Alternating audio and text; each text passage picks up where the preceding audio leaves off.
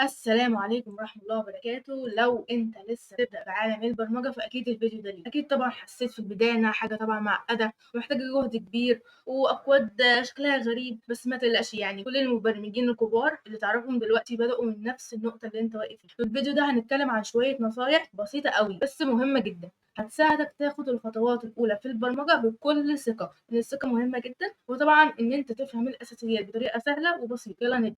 لما تبدأ تتعلم برمجة ممكن يكون مش سهل قوي انك تطلع على طول على اللغات او حاجات متقدمة جدا، بس النصيحة المهمة انك لازم تبدأ بالاساسيات. الاساسيات دي زي المتغيرات، الفانكشن واللوبس والحاجات دي كلها، وهياكل البيانات البسيطة. لو فهمت الاساس ده كويس قوي هتلاقي تعلم اي لغة برمجة او اي فريم ورك هتلاقيها سهلة جدا.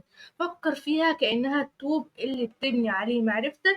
لو الأساس ده ضعيف هتواجه مشاكل كبيرة قوي بعدين حتى لو تقدمت. تاني حاجة معانا إن هي المشي خطوة. البرمجة دي عاملة زي المشي على طريق طويل في البداية، كل خطوة صغيرة بس مع الوقت هتوصل لأماكن أبعد.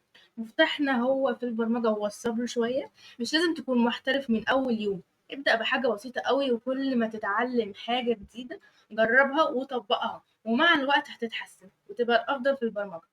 تالت خطوة معانا وإن إحنا نكتب الكود بنفسنا. مجرد إن إحنا نقرا مقالات أو نشوف فيديوهات طبعا مش كفاية، البرمجة إن أنت محتاج ممارسة فعلية. أفضل طريقة إن أنت تتعلم فيها برمجة إن أنت تكتب الكود بنفسك. لما تكتب الكود بنفسك وتواجه المشاكل هتتعلم بسرعة أكبر، وكل مرة بتكتب فيها الكود وتجرب حلول مختلفة عقلك هيفهم أكتر إزاي البرمجة شغالة، وده هيخليك تستوعب المفاهيم بشكل أفضل.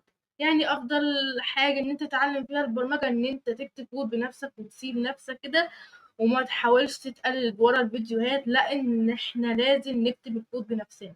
رابع حاجة معانا واللي هي الأخطاء جزء من التعلم. يعني إيه الكلام ده؟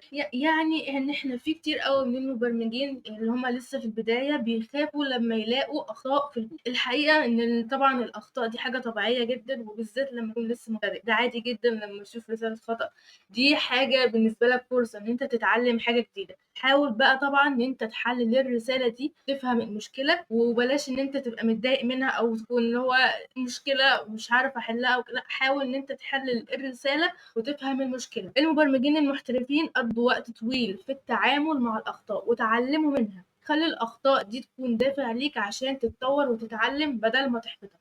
خامس حاجة معانا إن أنت تبدأ مشاريع صغيرة. لما تحس إن أنت اتعلمت شوية وبدأت تبقى واثق في كفاءتك وكده، تبدأ مشاريع بسيطة زي مثلا إن أنت تعمل آلة حاسبة أو حتى تصميم صفحة ويب سريعة. المشاريع الصغيرة دي هتديك إحساس إن أنت أنجزت وتخليك تتعلم حاجات زي إن أنت إدارة مشروع وكتابة كود بطريقة منظمة. مع الوقت طبعا هتكون مرتاح في المشاريع الصغيرة، بعدين بقى هتبدأ تفكر في المشاريع الأكبر وأكتر تعقيد. حاجة تانية معانا إن إحنا نبحث ونتعلم من أكواد الآخرين. النت طبعا مليان مشاريع مفتوحة المصدر وكل حاجة تقريبا بقت موجودة خلاص. جرب تدور على مشاريع مفتوحة المصدر وتقرا الكود اللي فيها. ده فرصة كبيرة قوي عشان تشوف ازاي المبرمجين التانيين بيكتبوا الكود وبيحاولوا يحلوا المشاكل بطرق مختلفة.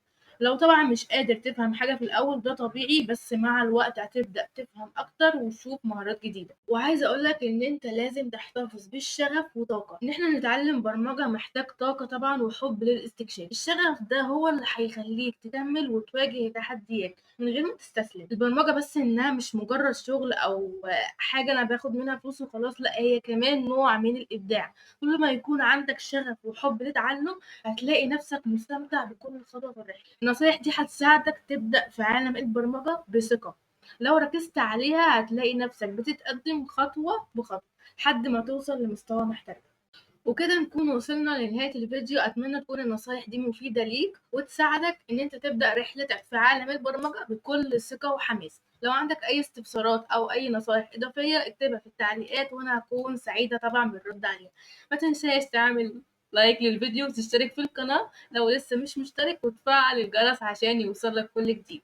وشكرا ليكم والسلام عليكم ورحمة الله.